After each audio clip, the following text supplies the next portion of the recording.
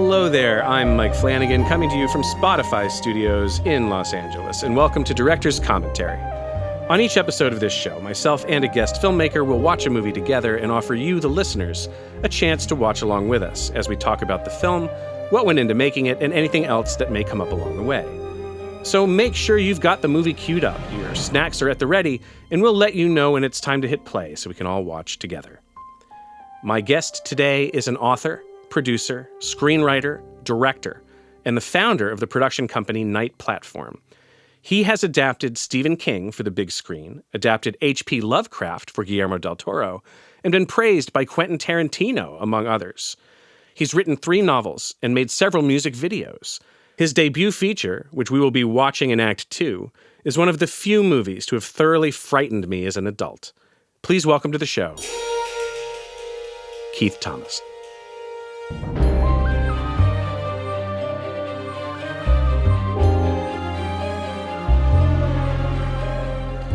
So Keith, my friend, welcome to the show. Thank you so much. It is a pleasure to have you here. This is a really neat experience for me because this is not the first time that we will have watched The Vigil together. Right, together, and talked during. Yes, and done a bit of a dive into the movie. There was an amazing screening at the New Bev last year. Yeah, I think. Yeah. January 2023. And we watched it together on 35 with a packed house, and then had a conversation afterward, and it was fantastic. Yeah, it's great fun. It was wonderful to see this movie with a crowd, but this is going to be a whole new way for us to watch the movie together again. So the way these episodes work, we break it into 3 episodes, basically, 3 acts, if you will. So Act 1 is going to be an interview about your career and your life in movies. Act 2 is going to be the watch along, where we're going to watch The Vigil together and generate our commentary track. And then there's a little bonus, which is Act 3. It's a few surprises, and like all good third acts, hopefully pays off all the seeds that we've planted along the way. So welcome, everyone, to Director's Commentary, Act 1 with Keith Thomas.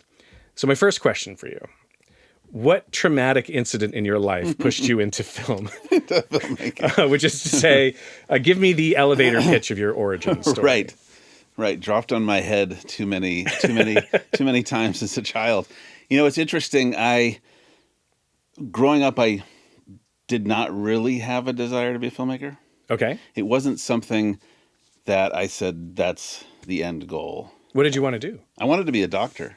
Wow. And that was a windy road from there. It is, and that's what I pursued. So I made The Vigil right around the time I turned 40. So I'm kind of in that weird group of filmmakers whose first film is over 40. Right. And so I had a whole career before that. I grew up loving films and being fascinated by them. In particular, as a kid, I always had this sort of, we all have our kind of inner vision. You think of something and you see it in your head, and you have these stories that you tell yourself. And I found that nothing matched that inner camera so much as film. And so when I'd watch a film, I'd be like, oh, that's what I see when I'm thinking of things. So there was almost this innate attraction to it. So I grew up loving particularly genre film. I wasn't allowed to see scary or violent or strange stuff as a little kid. It wasn't until I was a little older. And that was imposed on you by your parents? Essentially, raised by my mother, and I was a PBS kid. Sure. Right? I think the first step out of that was getting the Disney Channel when I was a little older. And then I would go to my dad's house every other weekend, and when I was around 10 or 12, he'd be like, we're going to stop at the video store. I need to keep you boys, my brother and I, busy. You pick whatever you want off the shelf. And so that's when it was like, oh, I'm going to see some of this stuff. Now, what kind of things were you drawn to from that forbidden kind of movie for you? Like, was there a certain thing you wanted to get in front of you that you weren't allowed to? Yeah, I think I was looking for scares. I was looking for the immersive, experiential kind of stuff that matched. I was allowed to read whatever I wanted. And so I read horror and Lovecraft and weird fiction as a very young kid. And so I already had those images in my head. Yeah. And kind of, I wanted to see them. And so you'd see you go to the video store and you'd see the box art and you'd be like, holy shit, is that actually going to be in this movie? And the answer is no, it will not actually be in that movie. But I love the thought of, well, you could pick this thing up and watch this movie. It's going to have this. So, we went straight to the sci-fi. Typically, like at least the video store where my dad lived, it was sci-fi horror was the section. Right. And so we just went shelf by shelf and just picked everything up. And that's how I found Alien, which I think was the most, in terms of kind of forming that genre film interest, Alien was probably the first. I saw it when I was 10. It was probably 10 years after it had come out. And I don't know, I was just blown away. At what point did you become curious about filmmaking? Because I had this moment, and I've heard it from a few people, where we watched movies as a young viewer and we were swept away by the story. But everyone kind of has this moment where you start to see the ones and zeros a little bit and you realize what framing is, and you become aware of editing, and you become aware of kind of filmmaking as a craft. When was that for you? It was much later. It was in college, in fact. So when I was in college, I was kind of on the pre-med track. And I would take humanities classes because I was interested in them. And I took film classes, but they were not film production. It was all film analysis. Theory, yeah. So I took Italian film and German film. And, we watched Salo by Pasolini and would analyze it.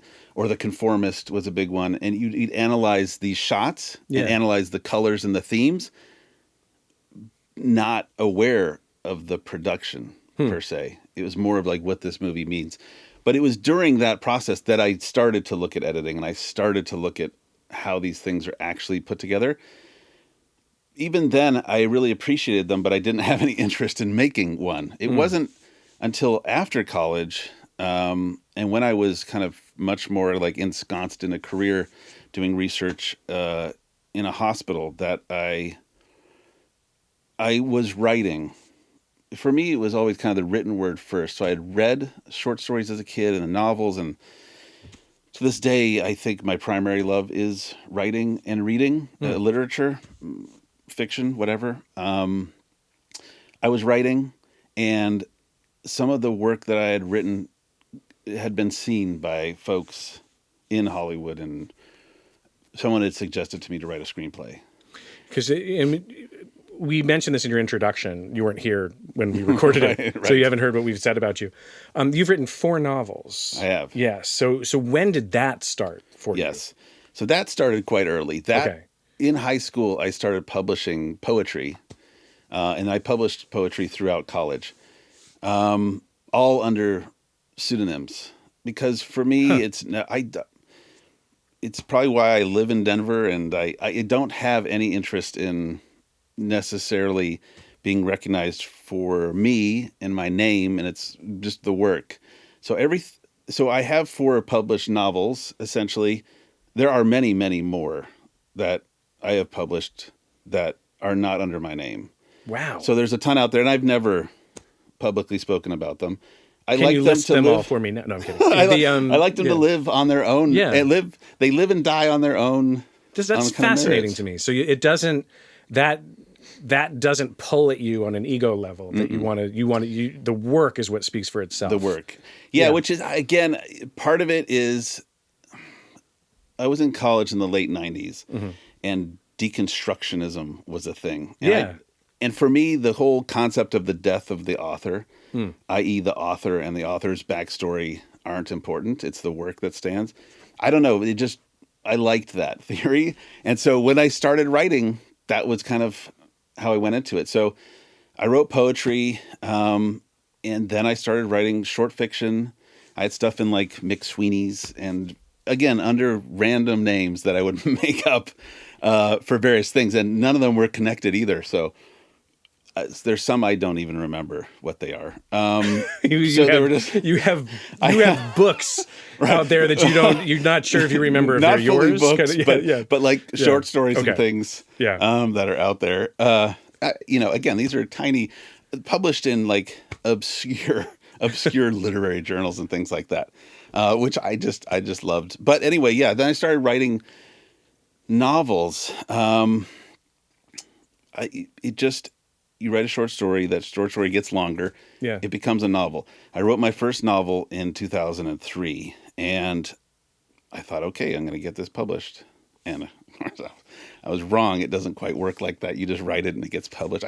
For some people, maybe. But I went out to literary agents. There were about 100 legit ones at the time, and 99 rejected it immediately. And one said, let me read the first few chapters. And then they rejected it. And then I took all those rejection letters and I put them on the wall above my desk so that you literally did they this. were on the wall. So that every time I sat down to write, that's what I would see. So then I wrote a second book. This one, I got a literary agent. And he was very interested in selling it for film. And I realized it wasn't the right book, that it just wasn't what I wanted. So I said no. Wow. And I put it in a box and I wrote a third book. Damn. That third book ended up being published, again, under a pseudonym. It's kind of like a crime novel. I love crime stuff. Anyway, wrote a couple of those and moved to a different publishing house, wrote a few more books, and then worked with a very, very well-known writer to, working with him on plots and things like that. And I did that for a while. And then it eventually led to some of these books being noticed, oddly enough, by someone who worked with Guillermo del Toro in 2010. And Guillermo said, have him take a crack at writing a screenplay. And so that I had no idea how to do that. Again, I hadn't taken any film production classes. I had never read a script before. So I was like, well, how am I going to turn this into a screenplay? And so I did what I think a lot of people do. You go to the bookstore and you look in the screenplay section and you buy Save the Cat and you buy whatever. And you try to figure out, well, what's the DNA of this thing? How do I reverse engineer it? I did that. It didn't work. And so then I just downloaded as many screenplays as I could find. I read, I think, 200 of them and realized, okay, there's something happening. There's a pattern here. And that's how I started. And so I wrote that script. Nothing ever happened to it. I wrote a whole bunch more. Nothing ever happened to them. And it wasn't until about 2014 or so that I had sold something. So you are in your bones. You are a writer. You're writing whether it's going to be published or sold or not. You're writing for writing. Writing for writing. Yeah. And writing in a way, regardless of what it becomes. Yeah. Sometimes I start things that will become a book, whether it's published or not, or become a short story, or maybe they'll turn into a screenplay. Well, but you've moved into all these different areas where, a lot of people never dip their toes into some of the pools that you've dipped your toes into or swum in, frankly. But you've written poetry, you've written short stories, you've written novels. You've made music videos as well, which is a whole other style of filmmaking and storytelling. You're reluctantly pulled into screenwriting by Guillermo del Toro. You're the only guest I'm ever going to have who has that origin story. And then at what point does it click for you and you say, you know what, I'm going to be a filmmaker in addition to all of this other creation that you're doing? When does that happen for you? That happened in 2017. And I had been writing screenplays and sold some, so I was able to kind of live as a screenwriter, even though none of these things were ever produced. I got to the point where I had been getting a lot of ideas being pitched to me from producers. And I liked being able to take a pitch and turn it into something, but it was never mine. And it never kind of came from kind of within. And so in 2017, I said, I need to step out of this. How am I going to make something? I can't guarantee that a screenplay that I write is going to be made into the film that I want it to be made into. In fact, you can almost guarantee that it will not. Right, that it won't. Yeah. The only way that I can do that is if I control the process the whole way through. So I had this moment. In fact, oddly enough, it began at Fantastic Fest in Austin. Great festival. In 2016, when I was there with some friends that I go with to the festival every year, and I was like, I'm going to make a short film. I'm going to make a short film. They both went to film school, so they kind of had the film school background. I'm like, I'm going to use you guys, and I'm going to figure this out. And I had an idea of something, but whatever, I let that go.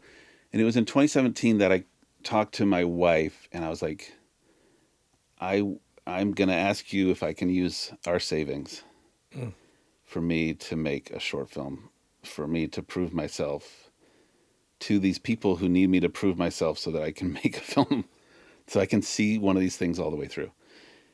Amazingly, luckily, beautifully, she said yes. Wow. And so I took $15,000 of my own money, our savings. Looking back at it now, I realize how risky it was. At the time, I didn't. At the time, I was like, I know this is going to work because I 100% know what I need to do. Mm-hmm. I had written a short 5-page short film. Again, I'd never really studied short film, so I was kind of going into it blind. I was like, is this a proof of concept? Is it a short film? It doesn't really have acts. It's kind of amorphous. But I felt really strongly about it. It was a little peek into a larger world and a larger story. So I took that money. I found a local producer in Denver. I should mention I fired my manager at the time, and I was like, I don't want to use any LA, any Hollywood connections. I'm going to make this entirely in Denver with the Denver crew. And we did it. And that short film, which was never screened at festivals or anything. No, why not? Yeah. After all that, yeah, after the risk and the sacrifice. You know, I didn't really submit it. This is amazing. This reminds me of the, of the writing you've done that you just you're done. You're done with it when it's done. It is. It's a weird sort of thing. Is that right? When the creation of it. That's what it's about. You know, it's when I think I can't help but think in analogies constantly, which is just kind of something my brain does. But I think a lot about a plant. You know, a plant, its leaves, chlorophyll gather energy, right? And they take that energy and they put it. If you think of a cactus, it's hanging out, spiky leaves and all, and it's putting all that energy into this root at the base. If you dig in the ground, cactuses have these big, thick roots down there that keeps it going for years and years. And then at a certain point, when it has stored enough energy, when it has gotten to this point where it is ready to flower, overnight it'll send up this giant stalk, 6 feet tall, with this cluster of flowers at the top. And then it'll do its thing, it'll spread the pollen, and then that stalk will fall off. And then it'll go back into its period of just storing up energy. These projects are like that. Huh. They are sitting in my head, gathering energy, building momentum slowly over years, and then I make them. And then it comes out. It could be a poem. It could be a drawing. It could be a novel. It could be a film. And once they're done and out in the world, they're done. And then that's it. The thing is born, and I can move on to the next one. So you've made this short. You don't submit it. The cactus flower has come and gone. Right. Yeah. For this story, but it is enough to springboard you into your first feature film. Yes, that short made its way around the town, leading to me signing with my manager, who I'm still with now, signing with agents, meeting with producers. Which it did what it's supposed to do. It did what it's supposed to do. Right. It was a proof of concept. Yep. And it worked, and it led to the Vigil. And this is something it's worth taking a moment to talk about, because I think we have a lot of people listening to this show who want to be filmmakers and who are trying to find that path in. And the industry is so fortified against that. It's designed that way. One of the only ways, because I used to have the same questions: how do you get in? How do you become a filmmaker? How do you become a feature film director? And one of the only answers I consistently hear that worked is you make a short. And you take that short, to your point. It doesn't matter about your festival exposure, although that can help get it in front of the right people, depending on the festival and the movie. But you make a short, you put it out there, that is enough to get people's attention. And in some cases, it's better to send an independent short than it is to send an independent feature. Because the people, the managers, the agents, the studio execs, they'll watch, how long was your film? 8 minutes. 8 minutes. They'll watch something, I'd say anything under 15. They'll watch that, You say it's an hour and 45 minutes. You just knocked, 80% of your audience out because there's not enough time in the day for most of those industry people to commit to a feature film like that. So you've demonstrated kind of what I really do believe is one of the only consistently viable pathways for people into the business. And the fact that we all carry cameras in our pockets that can shoot 4K, 24 frames a second. Right. There's kind of no reason not to be shooting. But everybody out there, yet another phenomenal example of a filmmaker who decides to make a short film and uses that as the launch pad that it can be right into a feature. Right. And my hat is off to you. Thanks. I want to save our talk about your debut feature because we're going to come back and watch it together. So I want to save our talk about the Vigil kind of until the end of this act of the podcast. Suffice to say that your debut feature is a phenomenal success. It's a wonderful movie. It's one of my favorites. It's absolutely terrifying. It is a critical hit.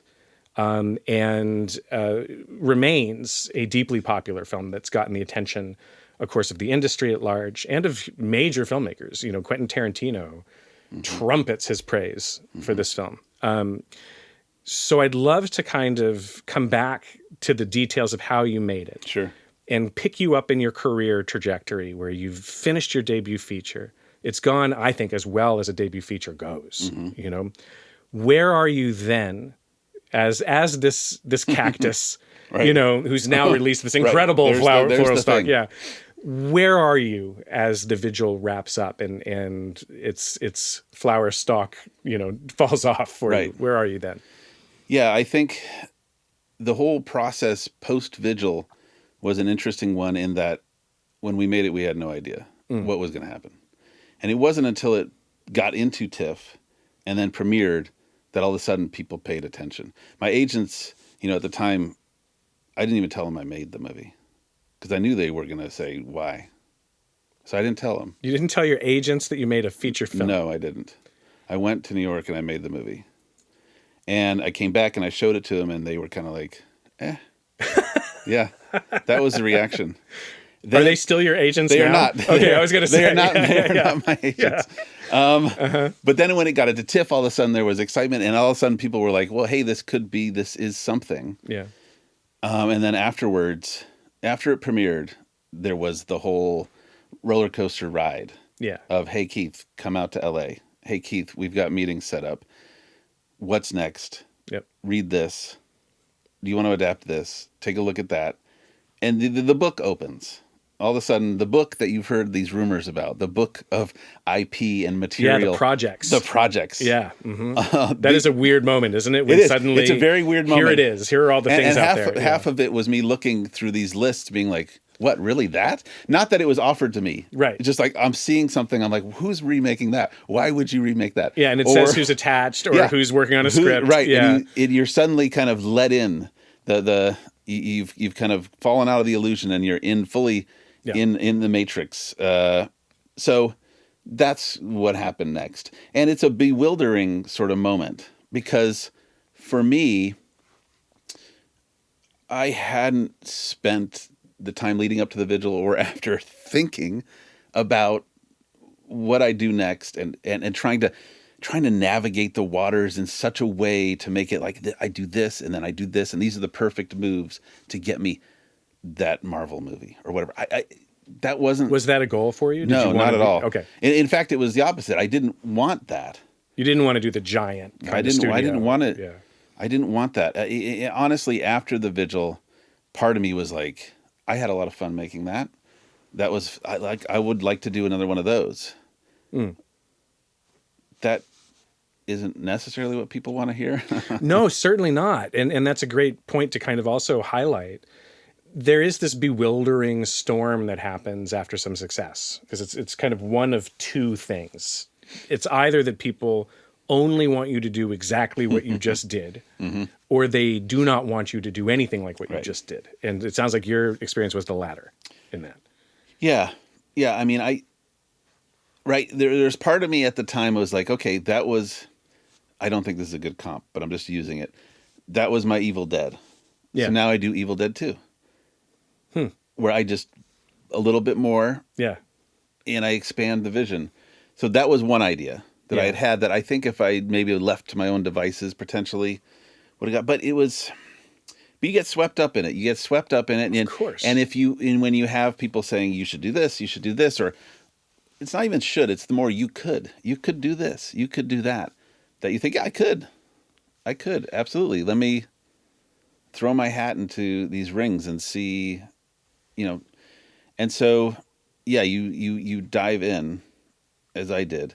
And you have to figure things out. And so that brings you to your next project, right? In this storm that you're in, where you're kind of being pulled in a number of directions and having to navigate kind of a frenzy that happens in this industry sometimes. You emerge from that and choose a project. Yeah. And the project that you chose, you're going to adapt, having done a bunch of original things. Right. You're now going into adaptation. Right. And you're stepping into an adaptation of one of the most iconic horror novelists of all time, right? In Stephen King. So can talk to us about how Firestarter comes into your life. So it was one of those things where, here's a funny little story. In 2016, I believe, I was at the very first Overlook Film Festival. Oh, yeah. Which was on Mount Hood. Mm-hmm. And I was there when Jason and Akiva announced Firestarter. I was in the second row. And it's crazy to this day that I ended up directing it. It was announced. I don't remember who was. I don't know if they had a director at the time when they announced it. Anyway, randomness. So I'm at Blumhouse. They love the Vigil. Yeah. Big fans of the Vigil, and kind of brought me in because of that. And Jason, we'd been talking, and Jason kind of threw it out. He was like, he kind of stepped out of the room for a minute. He's like, hang on a second, I got an idea. Stepped out. Maybe I was talking to Cooper. I can't remember. Hanging out at Blumhouse. And Jason, the door swings open. Jason comes in. Firestarter. Now, here's the thing. I had loved Firestarter as a kid, the book. Yeah. And I'd seen the original film version. So I thought, yeah, that could be really interesting. I'd love to see the script. And then read the script on the way home. I thought the script was excellent by Scott Teems. And I could really see what the movie could be. This all happened very quickly. The Vigil premiered mid-September, and this meeting was like 2 weeks later? Something like that. That's very, very fast. Yeah. Very fast. What were your agents and everybody kind of managing the circus around you? What were they thinking at the time? I think they were thinking, if you like this, and they're happy to be able to say, yep, they were happy, put him on the next thing. Yes. Yeah. And then, of course, there's more of a song and dance. Just because Blumhouse liked it, there were other people who had to give a thumbs up, of course, as well, to my being hired. Yeah. And so then there were other hoops to jump through, and meeting at Universal, etc. By the time that sort of process had gone through, it was basically when COVID hit. Oof. So that's the first bifurcation, so to speak. Yeah. That is when one Firestarter became a different one. The minute COVID hit. Not only does it delay everything by a year and a half, it just changes all the circumstances. So, with every movie you have the same thing. There are basically 4 movies that are made. There's the script, which is one movie. People read it, see it in their head. This is the movie. That isn't the movie that gets made. Never. The next movie is in pre-production. And that's usually the movie where the movie that you thought you were making becomes a different film that is typically smaller, more constricted, and changed. Yeah. Then there's the film you make in production. Yeah. And then, of course, is the ultimate one, the post-production film. Yeah, and that's movie. What people see. Yeah. That's the right. That's the crucible. Yeah. And with The Vigil, I had a radically unique situation in that I wrote that script, and 9 months later, I had finished my first cut. That will never happen again. No, that's an amazing timeline. Right, and it only happened that way because of how things came together. So I knew that going in, that it's not going to be the same. But you just end up, the kind of ideas that you have about filmmaking and the way that you function as a filmmaker change in different scenarios and different systems.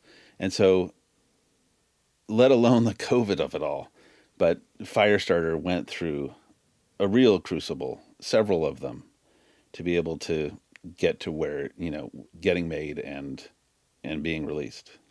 And you're already off to a very bumpy start on this, like you said, just because of the pandemic. But there's a huge difference in how you approach a story that's an original story that you've created and an adaptation. That in and of itself is a major dance that people have to figure out how to do. But there's a massive difference between making an independent film and working for Universal, working for Blumhouse, finding yourself riding the tailwind of a successful indie, kind of into this system. How did you feel about those differences, and how do you feel looking back on the project? Yeah, I think it's interesting. Looking back on it and thinking through it, the whole sophomore slump, the whole sophomore thing is across all kind of media. Everyone talks about a band has an amazing, incredible first album, second album. What happened? Well, that commonly happens. This is the process. It's a trope for a reason. It's a right. Yeah. It's a very real thing. And for me, I think with Firestarter, it kind of was victim in some ways to a lot of that same stuff, which is this: every band has all the time in the world to make their first album. Right. There's nobody waiting for it. There's nobody looking over their shoulder. They're just making this album. And it's the same in terms of an indie film. For some, aspects of it, the same. And I had the liberty and the freedom. I had essentially final cut on The Vigil. And we'll talk about The Vigil when we're in The Vigil, but you do not have final cut. I do not have when you final come cut. into Universal and Blumhouse. And it's you have you end up in a lot of ways. I think auteur has kind of gotten a bad rap, certainly in the last couple decades, the auteur filmmaker sort of thing. Yeah, it's antithetical to collaboration. Right. Yeah, as if it should be a negative thing. But when I think of all the films I like the most, they're all auteur-driven films, and in my mind, The Vigil was very much an auteur thing. It was me. And I think the process of kind of jumping straight into a studio film, admittedly, Firestarter wasn't that expensive, but a studio film. No, but it's a studio system. It was 10 times the budget of The Vigil. Yeah. It part of it is how do you see your vision through this process? Where are the fights that you fight? And I think in the long run, looking back at it, the fights began much earlier than I thought they did. And I realized there were inflection points where changes could have been made that would have stuck closer to what I wanted. That I just didn't see. I again, new to the game, trying to figure things out. Yeah. Don't necessarily see them. The clock is ticking. Things are moving quickly. And decisions on any movie, decisions have to be made very fast. Yeah. You don't really have time to, when you have all the department heads, you have all the executives, you have everybody looking at you for a decision. It's very rare that you say, I'm going to take some time and think about this. I'll come back to you. Right. There's, that almost never happens. No. And a lot of decisions are made before you even get there. Of course. I mean, and this was a project that had been around for years. Yeah. There were number of drafts, number of directors who had been attached. In a lot of that stuff, they're barnacles on an old ship. They're there. Yeah, sure. No, that's totally true. And so you learn a lot though from these kinds of scenarios, Yes. and you come out of it regardless of kind of how you feel about the differences between the movie that existed in your mind and the movie that exists on the screen. Each of these experiences is its own school, Yes. For better or worse. You come out of this one, and what's interesting to me is that you go, unless I'm wrong about the steps of your career, you go into another adaptation for television. And you talked about as a child reading weird fiction. Right. So you're going out of Stephen King and Universal and Blumhouse. Right. And you're kind of going right back to the person who pulled you into this industry by suggesting that you write a script. You're going to adapt H.P. Lovecraft with and for Guillermo del Toro, for Guillermo del Toro's Cabinet of Curiosities on Netflix, in which there are a number of Lovecraftian adaptations, with del Toro, who famously, famously attempted to adapt At the Mountains of Madness, and even being Guillermo del Toro, was not able to realize that. Talk to me about the transition coming out of Firestarter and kind of going into that adaptation. And now, for someone who's been writing poems and novels and screenplays and directing short films and feature films, now you're going into television. Yeah. Also a whole different deal. Right. Completely different. Talk to me about that. Crazy sort of transition. I wrapped Firestarter on a Tuesday, and I was location scouting on Pickman's model Wednesday. No way. Yep. The next day. Holy shit. So we had shot Firestarter, and I will say this: production on Firestarter was great. And every day we came in on time, on budget, and everyone was delightful and delighted on that set. So you had a great experience. It was a great experience. Yeah. It was a very great experience. So that's what I was coming off of. There was no cut of Firestarter. We had just wrapped. On leading up to me leaving to make Firestarter, I had been talking to Guillermo about Pickman's model. And the difference between these two productions was that Guillermo said, I want you to do Pickman's model. I was very familiar with the story. I'd read it many times growing up. I had seen the TV episode from Night Gallery. Yep. So I knew it. I knew what I wanted to do, and Guillermo said, you can get into the script. You can get into the script and do what you want with it in terms of like working with the writer to make it your own.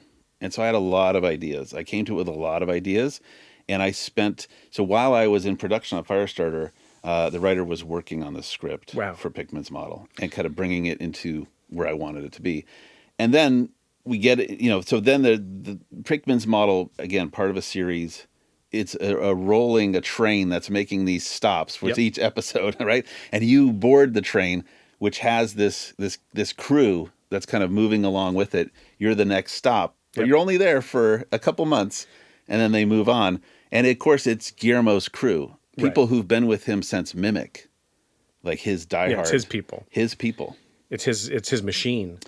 It's a well-oiled Guillermo machine. However, I will say this: I once we started shooting on Pickman's model, I went from having multiple producers on set with Firestarter and a kind of much more structured sort of environment to Pickman's model. There were typically no producers on set, and it'd be funny. We'd do a take, and I'd look around, and I'd be like, "Okay, thumbs up. Yeah, we good. I'm good. I'm good. I'm moving on." Yeah, and they'd say, "If you're happy, let's go." And producers would come by a couple times a week for an hour or two. So it was different in the sense that the buy-in was there. Guillermo told me at the very beginning. He said, "Keith, I am never going to say no to you about anything that you choose to do with this episode. You choose your lenses, you choose your lighting, you choose whatever, costume, whatever. You make all the choices. But I might get down on my knees and beg you to let me do one thing. And that was to design the creatures." Of course, I was like, Yeah. "Are you kidding No, me?" Guillermo del Toro. No. No, What do may you know? not. What do you know about these What things? do you know about creature design? Right. Yeah. So of course it was. Yeah. That was amazing. Now, for however fast a movie can be, however brisk the tempo of production can be in a film, in my experience anyway, that is nothing compared to television. Yeah. Television is operating so quickly. You are sprinting. You're not luxuriating in multiple takes. You're not, walking onto set being like, okay, how do we do this? You're really, Right. you have to be just flying through that. Did you find that it took any adjustment, or had you already kind of developed those muscles by doing The Vigil? It did. Oddly enough, it felt like a really big indie, Yeah, that's awesome. which we had 24 days, I believe, to shoot Pickman's model. And I had given a lot of thought. I had storyboarded it myself. I knew kind of what it needed to be. Again, I think it was because from a very early stage, I was able to get in there Right. and shift it around and make it my own thing. I was like, I want this to be a, 19th century video drum. I want these paintings to cause madness and have this. And so I knew what I wanted from it, and I was allowed to do it. And so I think when we got into it,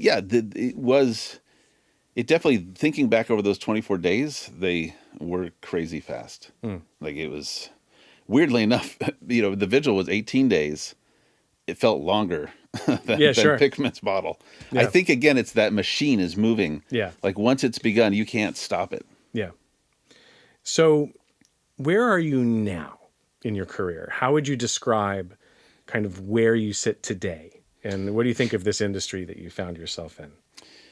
I think for me, it's about realizing the kind of the voice and the vision that I came into the Vigil with, and purposely finding those projects. I get stuff sent to me. I write a lot of things still. For me, you could say it's just being extra picky, but it's really wanting to have control at the end of the day. And it's wanting to find those projects and those collaborators who are going to let me not just buy into the vision that I have for a project, but let me see that vision through. Right. It's very different things. There are a ton of people who will say, we buy your vision for this. But actually letting you do it. Yeah, when the rubber meets the road. When the money is on the table, letting you do that. So for me, that's really the goal. And I've been lucky in that I've been able to find a number of people willing to do that. And so it's pushing those projects ahead and working hard to get one across the line, which, knock on wood, there are a couple that are very, very close this year. So, and my hope is they're not going to be the Vigil.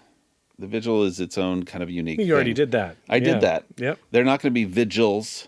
It's not the sequel or anything. Vigil Origins. But they are... here's a big realization for me. Is it's interesting. With the Vigil, it's very contained. Yeah. How many cast? There's a handful. I wrote it for that purpose so that I could get it made. But it wasn't just that. I know that's what I like. That's what I succeed at. And I want to do what I succeed at. So even though, people might consider a contained project very small, I don't think of it that way. Those are the stories I like. That's what I like to watch. That's what I like to read. That's what I want to make. I think that's where I do best. So that's my goal. Those are the projects that I'm circling. Those are the projects I'm attached to and that I'm writing. They're contained. They happen over a period of 24 to 48 hours, have small casts, have intense emotions, and go for broke scares. I don't see a reason why I shouldn't be making those, right? I think that's what I want to do. And I think the process of having made these three, I think of Pickman's models of film in a way, but having made these three projects, that's where I've ended up. What drew me to this in the first place, what made the Vigil happen, is the same. It's still there. And that is what I want to keep doing. And that is what the next project and the project after that should be. Very well. All right, we're going to take a short break and throw to a commercial, hear a word from our wonderful sponsors. And when we come back, we're going to talk just very briefly about The Vigil to set the table for the end of Act 1 before we go off to watch the movie together. But we'll see you back here in just a minute to talk about how The Vigil came to be. This is Director's Commentary with Keith Thomas. Welcome back to Director's Commentary. I'm Mike Flanagan, and I'm sitting with Keith Thomas. We are going to talk now about The Vigil. It was released in 2019. It stars Dave Davis, Menashe Lustig, Malky Goldman, Fred Malamed, and Lynn Cohen. It premiered at the Toronto International Film Festival on September 9th, 2019, and received a limited theatrical run in the UK, Ireland, and New Zealand before being released in the US in 2021 by IFC Midnight. It was a critical darling, currently holding a 91% fresh rating on Rotten Tomatoes, and this is your feature film debut. So talk to me about how The Vigil came into your life. Yeah. It came into my life in a Safeway parking lot. That's how it happened. Okay. So I had made that short film that we talked about, and I had written a full script of that short film, which has gone under many different names. Arkane at a time, Summoner at a time, now called Nightfall. And it had been around for a while. I had interest in it, but it wasn't getting the traction. So I had been thinking, okay, I'm going to switch gears. What if I make something here in Denver again? And I was sitting in this Safeway parking lot, and I was thinking of the old adage, you write what you know. Right. Which has always been hoary. Not in the sexual sense, but but it's an old chestnut, I suppose. Yeah. It's what all the writing teachers teach you, but it's true. Yeah. And so I was thinking, it's going to be horror. I have all these scares just saved up in my head, and when we see The Vigil, you're going to see them, and they almost all come from actual experiences. Really? Yes. All right, so I cannot wait to get into the actual experiences. I store my scare trauma. And then it's all born of actual events. Now, you mean actual supernatural experiences? Or like actual... No, they're typically actual experiences that I give a supernatural twist. Gotcha. Okay, great. Great. So I was sitting in my car. I had just gotten the groceries.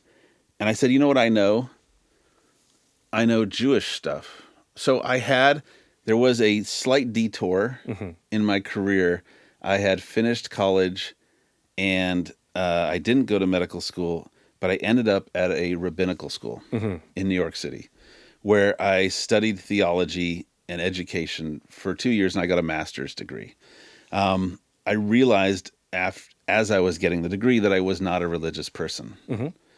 However, I loved theology. Yeah, I loved just the study of it. Absolutely, yeah. And so because horror... at its fundamental level, it's basically fantasy, and for horror to work, there has to be an afterlife.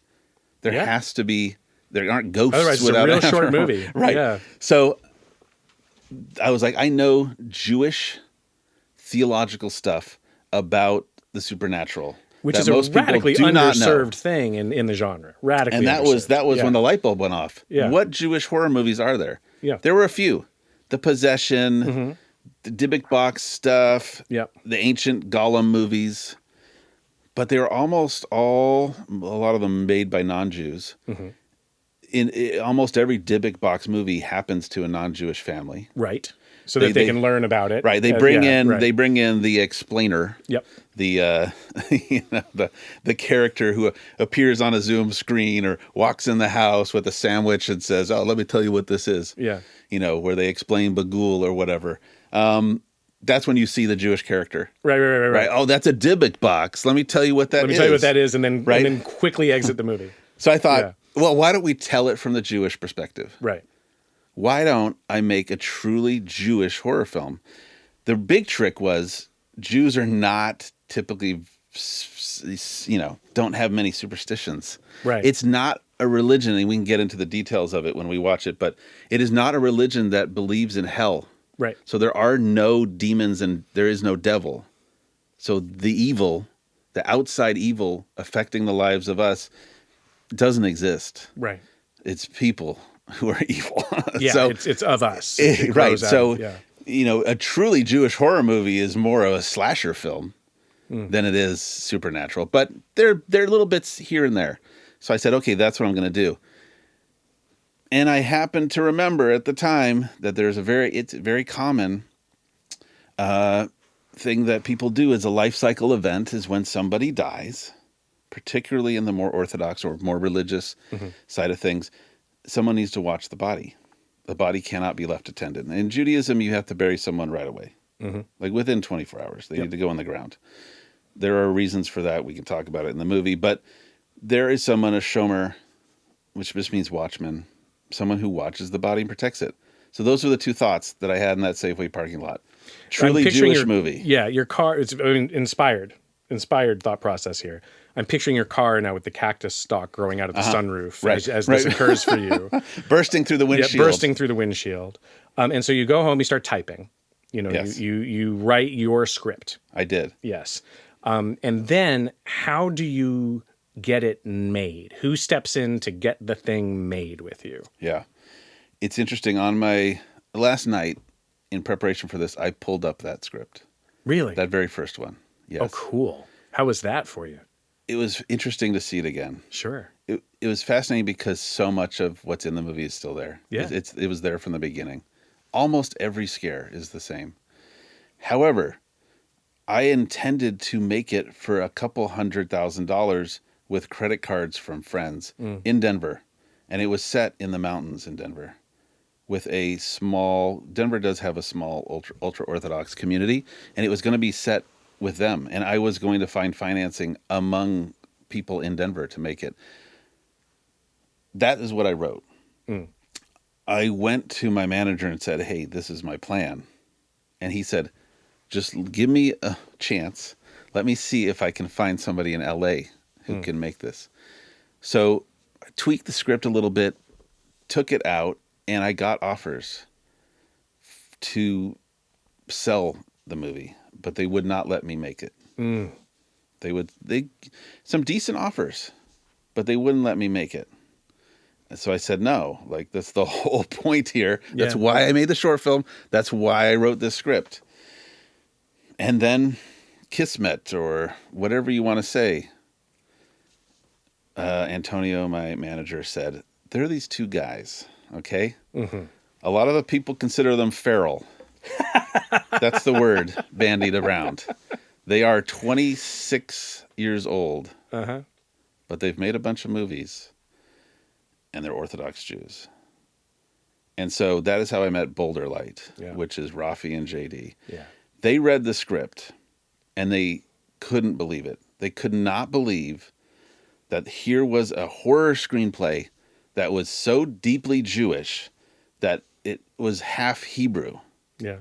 And they said, we got to meet this guy. We got to get this guy. So I went to their very first, I don't know if it was their first. I went to one of their early offices. Yeah. I walk in the room, horror posters everywhere, horror memorabilia. These guys are horror freaks. And they both got yarmulkes on, modern Orthodox guys. Yeah. Super young, but they were like, Keith, we understand this script in a way no one else does. No one else in this town will. Let us make it. We have one big request. It needs to be in Brooklyn. Like, that's where the community is. My family is largely from New York. I've lived in New York, spent lots of time in Brooklyn, so I know the community. And I said, sure, the budget's going to have to go up if you're going to do that. But they're like, yeah, don't worry about it. We will make it work. So that was the ticker. The clock started there on those 9 months that I mentioned. Yep. That first meeting. And Rafi and JD are phenomenal. Yeah. I love those guys. Yeah. Absolutely love those guys. this is a wonderful place to kind of call that's a wrap on Act 1. And let's get into actually talking about making your film. So, yep, this is a great place to declare that is a wrap on our Act 1 episode. We're heading now into Act 2, where we are going to watch The Vigil live together, and we so hope that you'll join us at home. We'll see you for Act 2 of Director's Commentary. I'm Mike Flanagan, here with Keith Thomas. Stay tuned for Act 2 of Director's Commentary.